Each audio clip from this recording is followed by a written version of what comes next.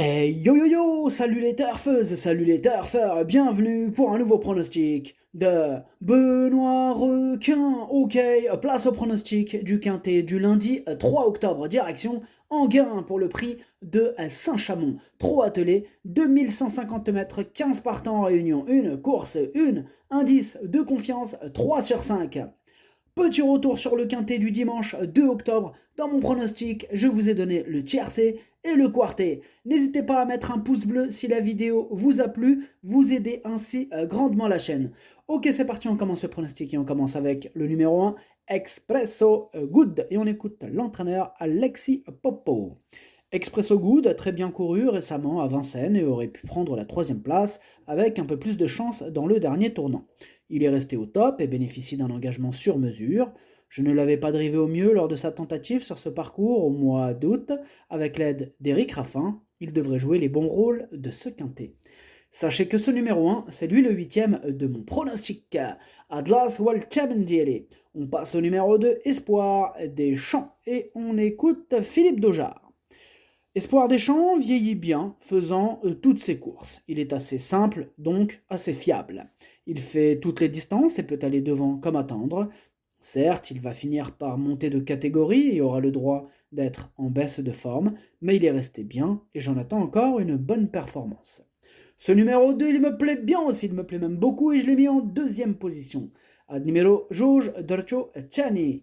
On passe au numéro 3, Eureka du Fossé et on écoute Luigi Sacomandi.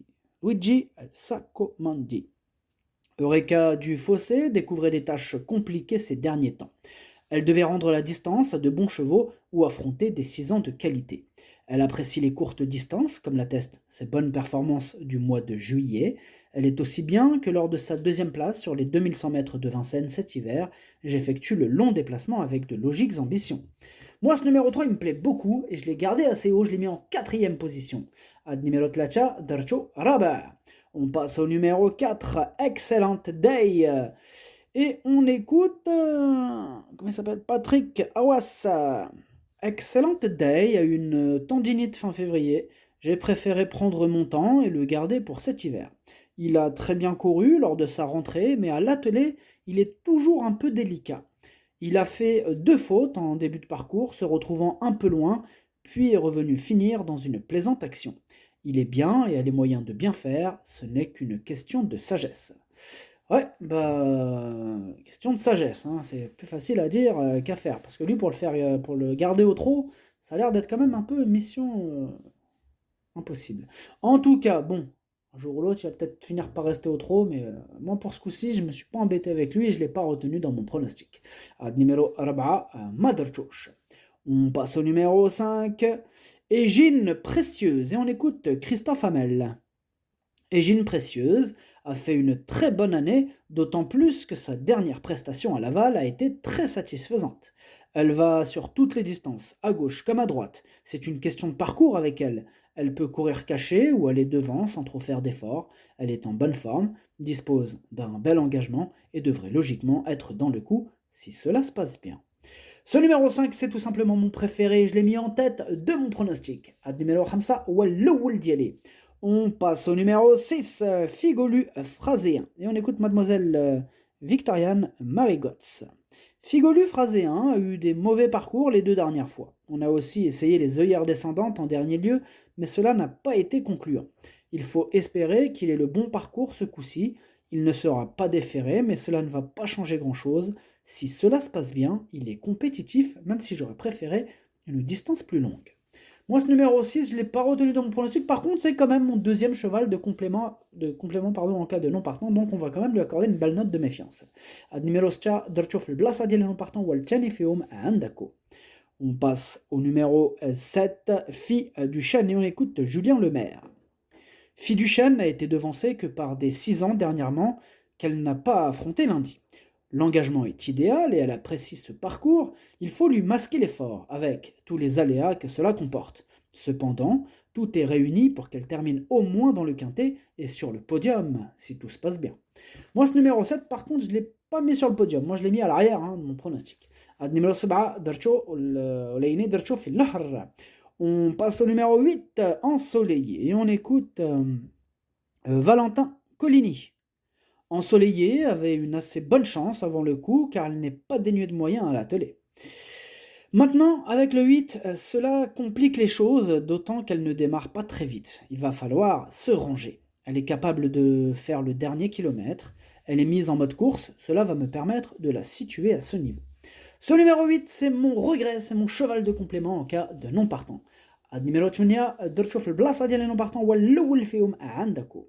On passe au numéro 9, Fée Lucernaise, et on écoute Michael Charuel. Fée Lucernaise a encore bien couru dernièrement à la Capelle, où elle n'a été devancée que par de bons chevaux. Auparavant, toujours derrière l'autostart, elle s'était imposée à Amiens. Sa forme est sûre et l'engagement reste favorable, mais elle est moins confirmée sur les parcours de vitesse. Cela dit, même si elle retrouve Espoir des Champs, qui l'a devancée dernièrement, une place reste à sa portée. Moi, ce numéro 9, je l'ai gardé en bout de combinaison. Numéro 9, Dercho Sabah. On passe au numéro 10, Excel d'amour. Et on n'aura pas les commentaires de l'entraîneur pour ce numéro 10. Ce numéro 10, je ne l'ai pas retenu dans mon pronostic. Par contre, c'est quand même le chef de ma petite liste des possibles casseurs de qui est repéré. Donc attention. Numéro 10, Madrchouch Leini Andako Ekdar et Raras Tchikiet. On passe au numéro 11, Franklin Park. Et on écoute Olivier Bisou. Franklin Park est bien et va faire sa course. Mais 2150 autostart, ce n'est pas son sport.